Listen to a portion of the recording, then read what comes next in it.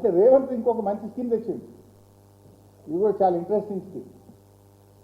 కేసీఆర్ గారు ఉండగా ఎమ్మెల్యేలకు ఒక 5 కోట్ల రూపాయల స్కీమ్ ఉండే, ఏసీడీపీ నిధులు, assembly constituency development fund.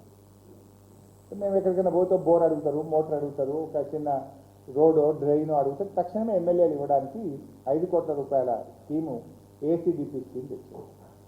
KCR గారు ఎంత గొప్ప మనసు అంటే, ఓ రోజు జానారెడ్డి గారు లేచి ప్రతిపక్ష ఎమ్మెల్యేలకు మాకు కూడా 5 కోట్లు ఇవ్వండి అంటే వాళ్ళకు కూడా 5 కోట్ల రూపాయలు ఇచ్చింది.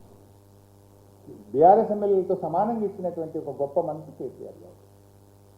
ఈ రేవంత్ వచ్చిండు, 5 కోట్ల స్కీమ్ బంద్ అయిపోయింది.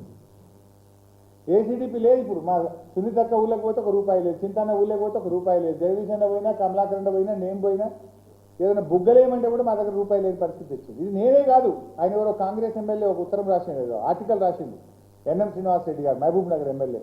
మేము సావులకు తిరుగుడు, పెళ్లిళ్ళకు తిరుగుడు తప్ప ఎమ్మెల్యేలు ₹1 లేదు, మా పని ఉత్తరే అయిపోయింది అని కాంగ్రెస్ ఎమ్మెల్యేనే ఉత్తరం రాసింది, ఆర్టికల్ రాసినట్టున్నారు పేపర్లు వచ్చి. కానీ రేవంత్ రెడ్డి ఇంకొక స్కీమ్ తెచ్చింది ఎమ్మెల్యేలకు, 5 కోట్ల స్కీమ్. అది కూడా ఏం స్కీమ్ ఎవరైనా చెప్తారా? Commission scheme. మా అక్క చెప్పింది కమిషన్ స్కీమ్ తెచ్చింది. ఏంటి తెలుసా?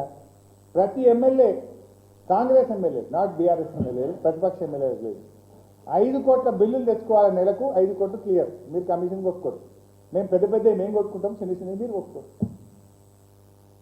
పర్సెంటేజ్లు ఇలా ఎమ్మెల్యేలకు 5 కోట్ల రూపాయల స్కీమ్ తెచ్చింది. ఏంటంటే ఈ రాష్ట్రంలో ఎవరైనా 5 కోట్ల బిల్లులే నీకు, మేము బిల్లులు క్లియర్ చేస్తాం, నీ కమిషన్ నువ్వు చూసుకో, పెద్దవి మేము, చిన్నవి మీరు. ఇగో ఈ స్కీమ్ వచ్చింది అబ్బా రాష్ట్రం. ఏసీడీపీ పోయింది, 5 కోట్ల పర్సెంటేజ్ స్కీమ్ అయితే వచ్చింది. ఇది చాలా దురదృష్టకరం, విచారకరం. ఇక చెప్పుకుంటూ సిగ్గిపోతుంది. నా సొంతోడు కూడా ఒక కాంగ్రెస్ ఎమ్మెల్యేని ఎత్తుక్కొని అటు పంపించి మా కార్యకర్తలు బిల్లులు కొట్టించుకున్నాను, పంపించి. ఇక చెప్తే ఇంక మరీ అవమానం అయిపోతుంది. విద్యాశాఖ మంత్రిగా ఈయననే విద్యాశాఖ మంత్రి, ఈయననే ముఖ్యమంత్రి. Utter flop.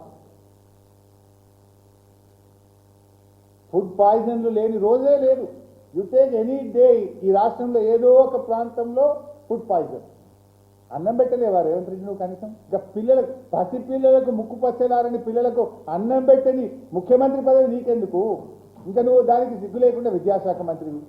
అన్నం పెట్ట చేత కాదా నీకు?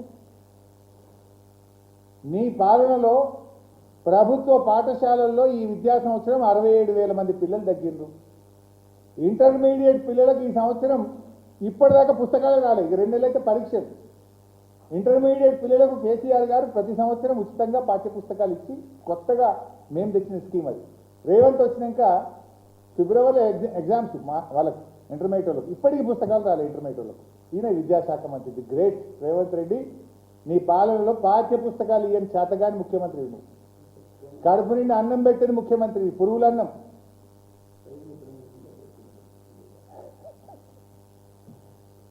అంటే ప్రచారం ఘనం, ఆచరణ శూన్యం. ఏమంటాడు? Integrated schools. 200 కోట్లతో స్కూల్ కట్టున్నా.